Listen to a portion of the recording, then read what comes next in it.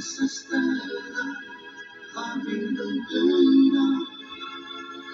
Não nos conformes com esta era, por isso espera, em Deus espera.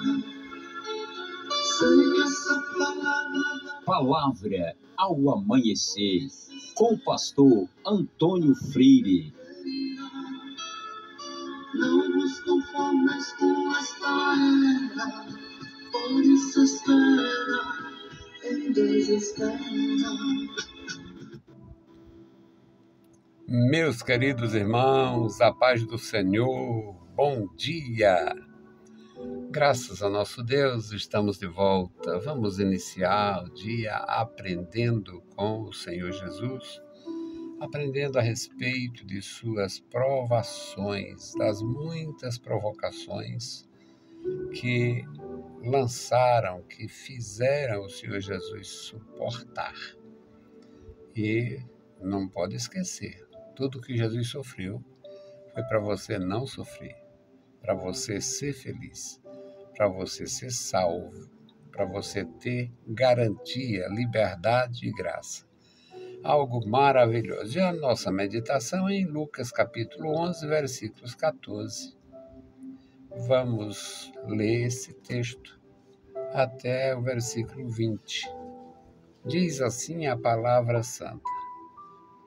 E estava ele expulsando um demônio, o qual era mudo, e aconteceu que, saindo o demônio, o mudo falou, e maravilhou-se a multidão. Mas alguns deles diziam, ele expulsa os demônios por Belzebu, príncipe dos demônios. Outros, tentando, pediram que lhe desse um sinal do céu. Mas, conhecendo ele os seus pensamentos, disse-lhes, todo reino dividido contra si mesmo será assolado, e a casa dividida contra si mesma cairá. E se também Satanás está dividido contra si mesmo, como subsistirá o seu reino? Pois dizeis que eu expulso os demônios por Belzebu. E se eu expulso os demônios por Belzebu, por que os expulsam vossos filhos? Eles, pois, serão os vossos juízes.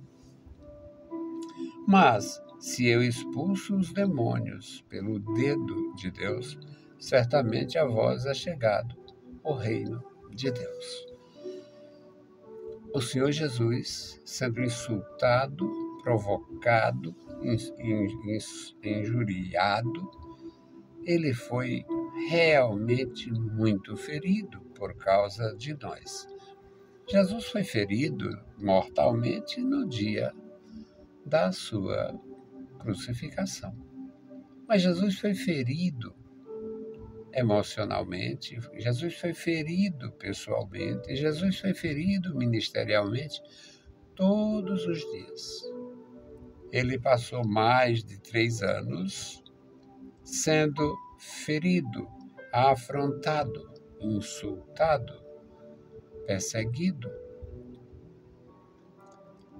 Uma outra coisa que a gente precisa levar em conta é que Jesus não sofreu perseguição de nenhum, não consta, nenhum soldado romano, nenhum centurião, nenhum senador, nenhum perseguiu Jesus.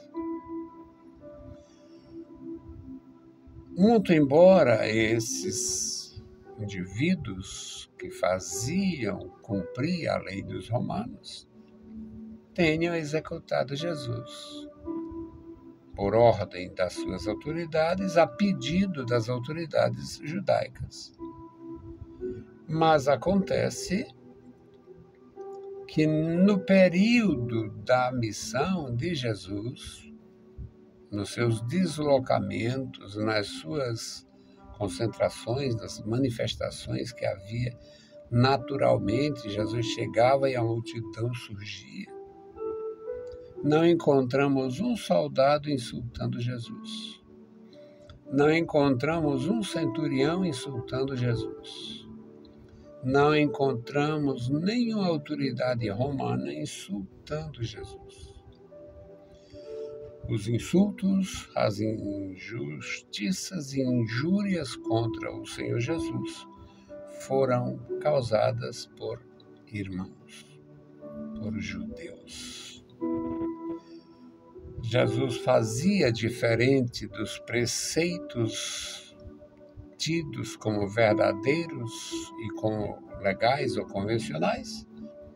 Jesus era um pouco arredio às convenções e por isso Jesus sofreu insultos, injustiças e injúrias por você, por mim. E foi por parte dos patrícios dele e não dos ocupantes que estavam no poder. Então, meus amados, é maravilhoso a gente aprender.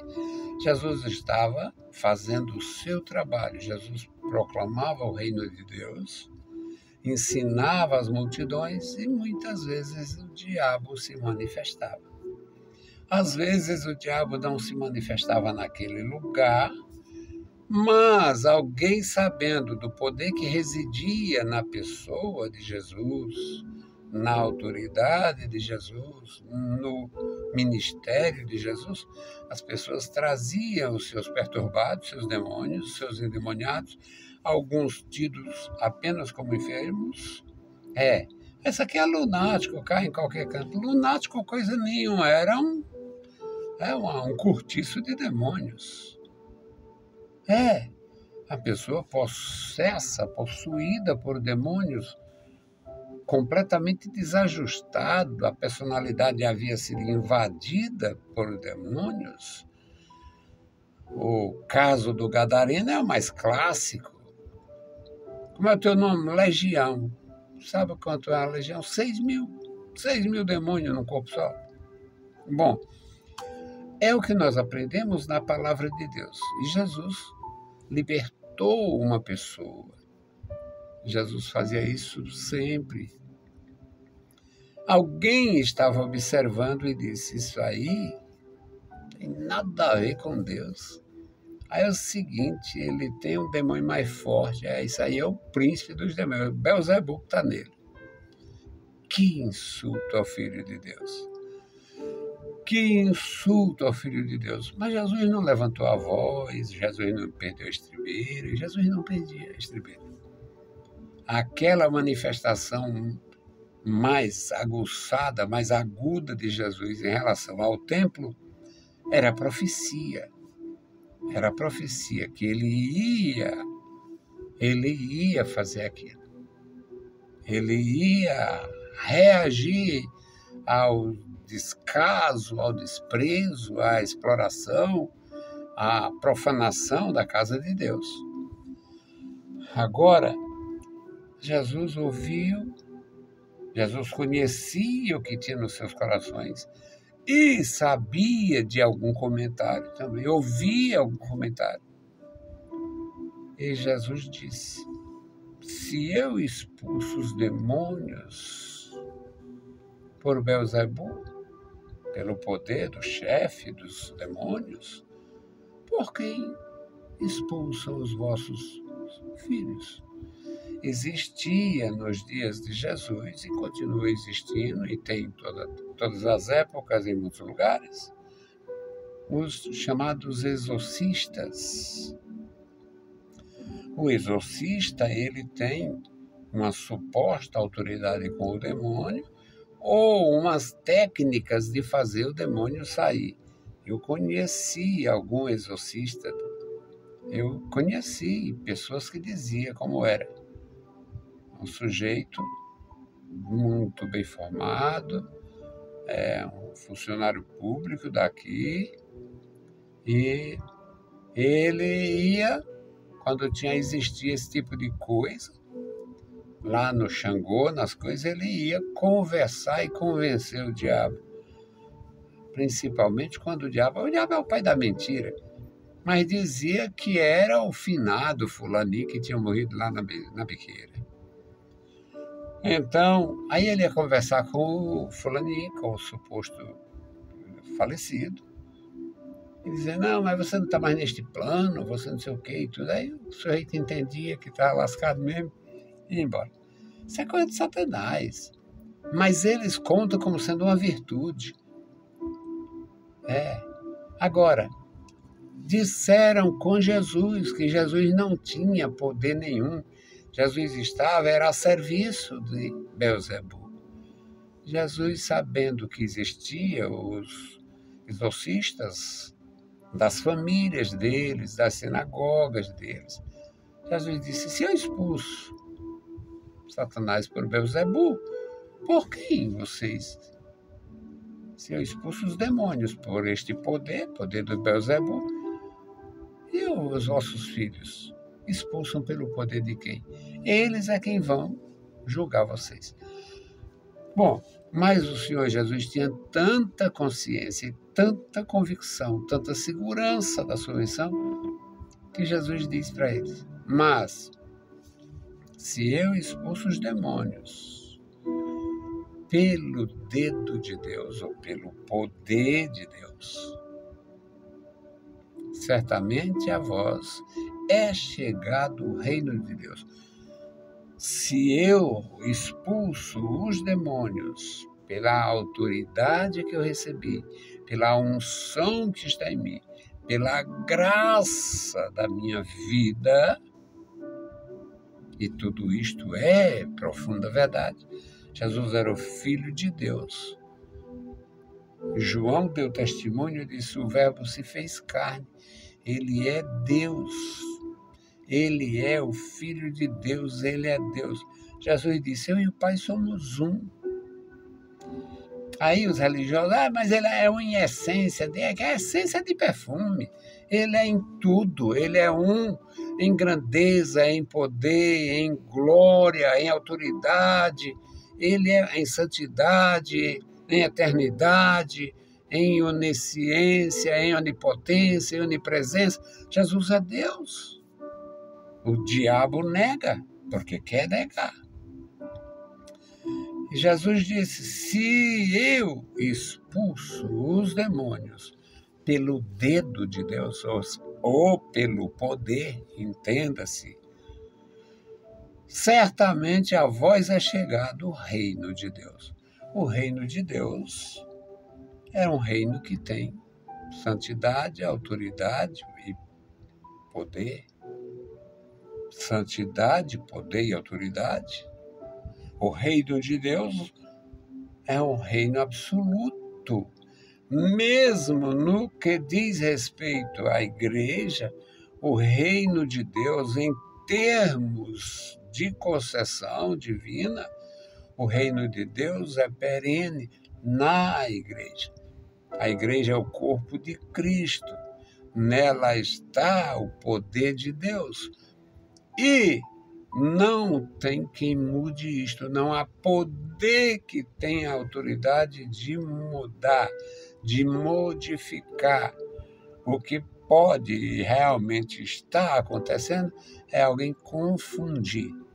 Cada dia uma seita mais imunda do que outra.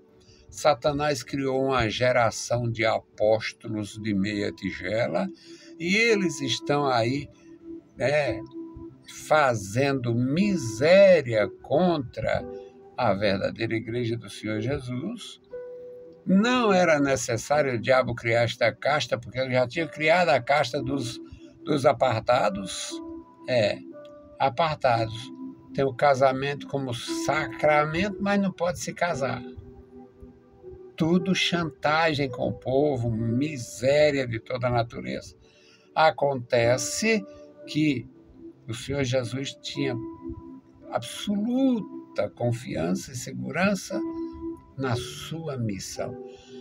E Jesus disse, se eu expulso os demônios pelo dedo de Deus, o reino de Deus está entre vós. É chegado a vós o reino de Deus, o reino do Senhor, trazendo liberdade, libertação. Alguém enricou, criou patrimônio falando de libertação. as igrejas, a igreja que eu pertenci por mais de meio século, fazendo culto de avivamento e libertação. Nunca se conheceu isto, pelo menos os primeiros 70, 80 anos da Assembleia de Deus. Porque a libertação não é um ritual, a libertação é um processo que acontece, tem início quando a gente confessa Jesus Cristo, consciente, convencido pelo Espírito de Deus, começa o processo da transformação, o processo do novo nascimento. Não é um chaveamento. Está em 220, bota para 110. Não é. É um processo que é conduzido pelo Espírito de Deus na vida daqueles que são resgatados. Então, meus amados irmãos, é uma bênção para nós aprendermos o Senhor Jesus operando milagres pelo dedo de Deus, pelo poder de Deus. E a gente permanecendo no nosso lugar. Hoje, a nossa intercessão, a minha intercessão, é pela família do irmão Francisco e a irmã Lúcia. Vamos orar por eles, pedir a graça do Senhor e oferecer este serviço de natureza espiritual que somos instruídos pela palavra de Deus para executar. A irmã Lúcia e o irmão Francisco têm uma família extraordinariamente organizada e nós vamos apresentá-los ao Senhor. O João Paulo, a Ana Maria, a Júlia, a Luciana, o Luíde, o Pedro Paulo, a Micaela. Vamos orar por eles, orar por esta família, sem esquecer, claro que eu nunca esqueço, e todos os dias está na nossa oração, a irmã Francisca Monteiro, a mãe da irmã Lúcia, que não está velha, tão abatida, mas passou por uns processos e está ainda numa fase de recuperação.